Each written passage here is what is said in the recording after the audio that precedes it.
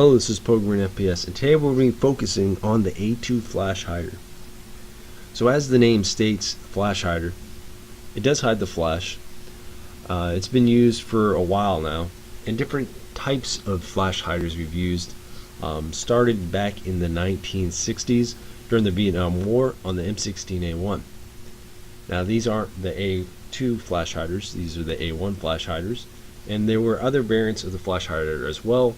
There's also a pronged flash hider that is on some types of M16s back in the 1960s, but mainly it was the A1 flash hider.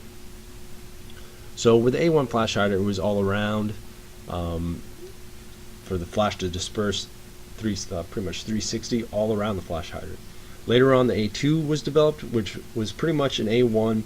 It just had the bottom covered, so that way the blast would not hit the ground, stirring up more dirt and getting the dirt all over the place, and pretty much giving a signature for where you are for the enemy.